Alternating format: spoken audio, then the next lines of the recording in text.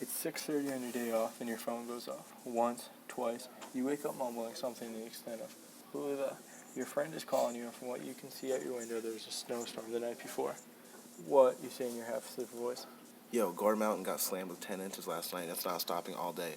Pack up your shit. I'm getting you in 15 minutes. I have to work today.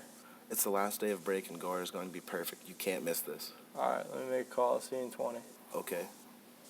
A convincing way to get out of work. Luckily, you haven't called in all month, so it shouldn't take too much convincing. The stomach bug story should do the trick.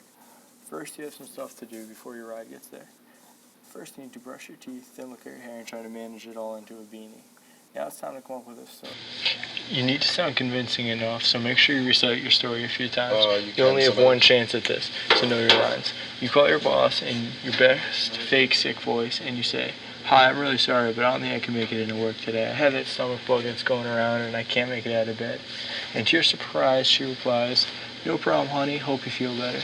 You're shocked at how easily that went over. Next, throw on your thermals and start your layers. Cold gear, t-shirt, hoodie, boxers, gym shorts, sweats, and snow pants. Next, make it to your kitchen and make some coffee. Don't wake up your mom, though. She won't be happy with your change of plans. And make sure you let your dog out. As the kitchen begins to smell like coffee, the dripping sound blocks out the midnight silence. You can continue to get ready. Next is the essentials. Get your board and put it in your bag.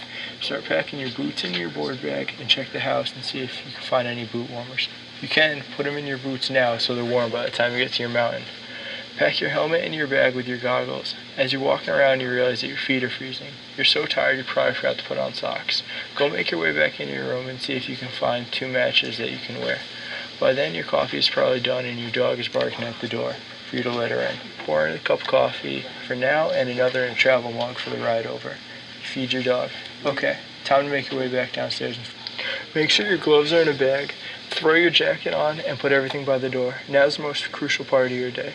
Go to the kitchen and see what your mom has bought the day before. Pop-Tarts, sweet, keep searching. Now throw together whatever you can to get you through the day ahead. Fill up some bottles with water, and then you hear the Jeep pull up.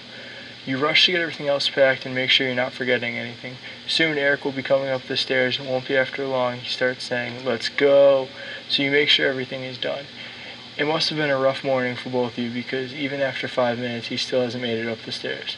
By then, you are all packed and you start loading up his car. When you finish, you double check one last time. No. "Sup," you reply. Conversations this early in the morning are never a good idea, so you sit in silence for the majority of the drive. Not angrily, just in a comfortable silence as you both wake up. As a passenger, though, your responsibility is music, so you better make sure that's on point. As you get close to the mountain, conversation begins to pick up, and you both start talking about typical things two friends talk about.